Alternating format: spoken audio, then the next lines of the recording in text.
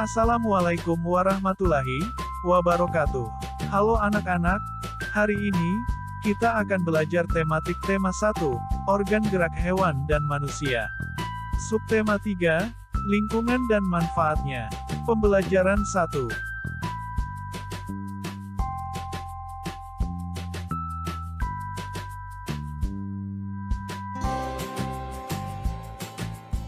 Hari Minggu ini, Lani diajak ayahnya pergi ke Madura. Ayah Lani ingin membeli beberapa kerajinan gerabah untuk pelanggannya. Seperti kita ketahui bersama, bahwa Madura merupakan salah satu daerah penghasil kerajinan gerabah yang berkualitas tinggi. Sepanjang perjalanan menuju tempat produksi gerabah, Lani sibuk mengamati sekelilingnya. Lani takjub melihat potensi alam yang ada di Madura. Lani juga begitu kagum akan orang-orangnya. Mereka pekerja keras. Mereka juga pandai memanfaatkan potensi alam yang ada di sekitarnya. Mereka bekerja keras dari pagi hingga sore. Tak kenal lelah meski harus berkubang dengan tanah. Menggali dan mengumpulkan tanah liat untuk dijadikan bahan pembuatan gerabah.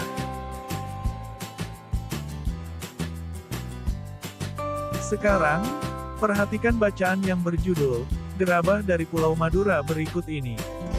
Gerabah dari Pulau Madura, salah satu warisan karya budaya yang sangat tua, luas persebarannya, dan mampu bertahan hingga sekarang adalah gerabah, yakni barang pecah belah dari tanah bakar yang dibuat secara tradisional.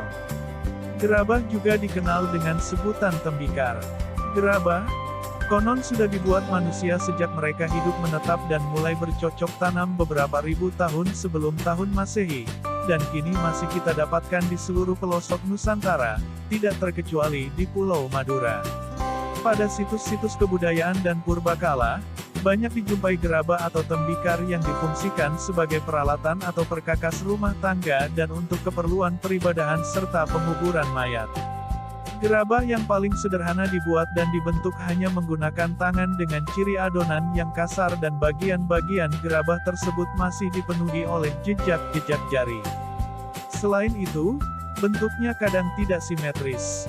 Tidak terkecuali di Pulau Madura, gerabah dibuat untuk difungsikan sebagai peralatan sehari-hari masyarakat setempat, yang dilakukan secara tradisional seperti apa yang dilakukan oleh para pendahulunya.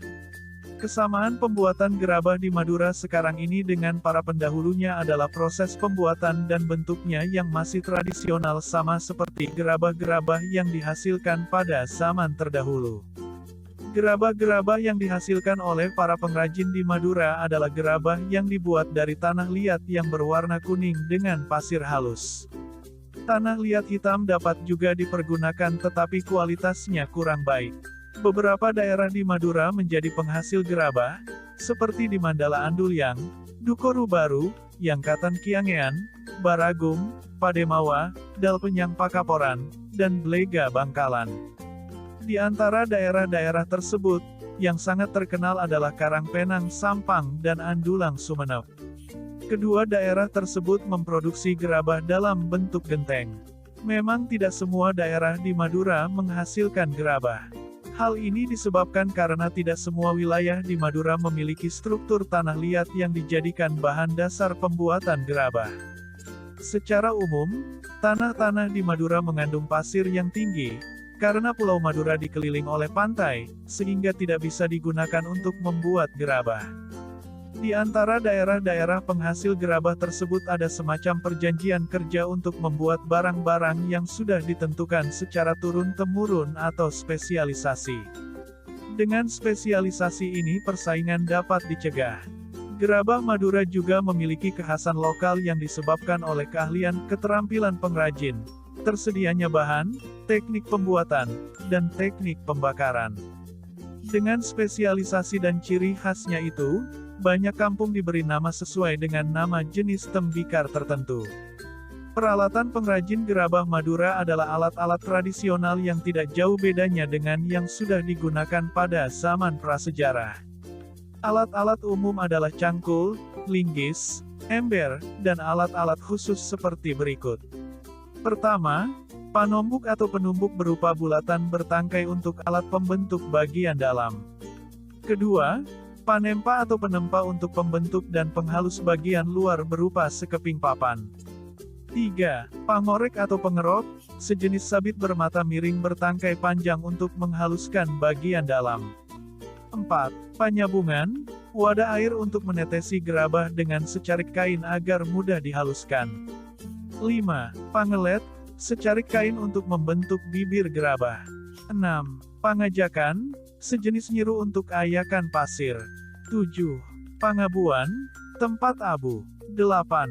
Panompal, alat menyisikan abu dari pembakaran. 9. Werkower, gala berujung kawat lengkung. 10. Pamatong, sejenis pisau atau kawat pemotong tanah liat. Dan terakhir, pungku, pembakaran gerabah. Adapun proses pembuatan gerabah dilakukan dengan tahapan-tahapan yang harus dilakukan secara berurutan. Proses pembuatan gerabah tersebut sebagai berikut. Pertama, menyiapkan bahan berupa tanah liat. Kedua, mengaduk tanah liat dengan dicampur air. 3. Setelah jadi adonan, diambil perbongkahan untuk dibuat bentuk kasar. 4. Dengan menggunakan kain pangelet, bibir atau pinggiran bongkahan dibentuk sehingga bulat melingkar. 5. Bila yang dibuat sejenis periuk, maka ketika pinggiran atau bibir sudah jadi lalu diangin-anginkan. Baru kemudian membuat bagian perut yang terpisah dengan bibir, kemudian setelah jadi perut dan bibir disambung dan diperhalus. 6. Bila yang dibuat bertelinga atau bertangkai, maka dibuatkan telinga atau tangkai untuk kemudian ditempelkan atau digabungkan dan diperhalus. 7. Setelah halus dan diteliti kesempurnaannya, kemudian dijemur atau dibakar hingga benar-benar kering. Langkah terakhir setelah kering adalah dibersihkan. Namun untuk beberapa daerah ada yang masih menyempurnakannya dengan cat yang berasal dari lumpur. Keberadaan pengrajin gerabah di Madura ini telah banyak memberikan manfaat, baik untuk pengrajin, pemakai maupun untuk masyarakat umum. Pemakai gerabah Madura memperoleh banyak keuntungan seperti harga murah, anti karat, mudah dibersihkan, dan mengurangi polusi. Di samping itu, juga dapat menyerap banyak tenaga kerja. Kerajinan gerabah ini juga merupakan salah satu cara melestarikan warisan budaya yang telah turun-menurun. Mengingat manfaat-manfaatnya tersebut, maka pelestariannya perlu mendapat perhatian kita semua. Salah satu caranya dengan menjaga kualitas. Meski gerabah masih tetap diproduksi, tetapi dalam perkembangannya dihadapkan pada produk-produk modern. Produk-produk modern tersebut tidak hanya proses pembuatannya yang modern, namun juga menggunakan bahan-bahan yang lebih praktis dan lebih tahan lama, seperti dari plastik, karet, besi, dan aluminium. Akibatnya, lambat laun menggeser keberadaan gerabah. Para pengrajin pun juga terancam.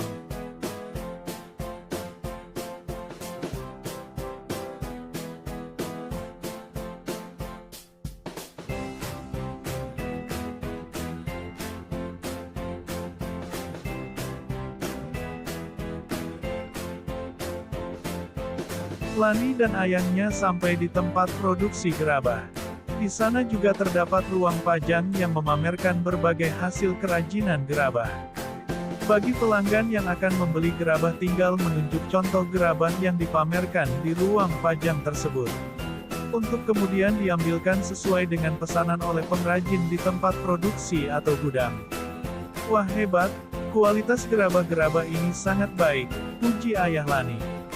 Benar ayah. Jadi bingung memilihnya, karena semuanya bagus-bagus, kata Lani. Lani, memang harus begini. Kerajinan gerabah ini telah menjadi tumpuan nafkah masyarakat di sini. Jadi, mereka pun mengerjakannya dengan sepenuh hati. Mereka benar-benar menjaga kualitasnya, mulai dari pemilihan bahan baku, proses produksi, finishing, pengemasan, hingga sampai pemasarannya.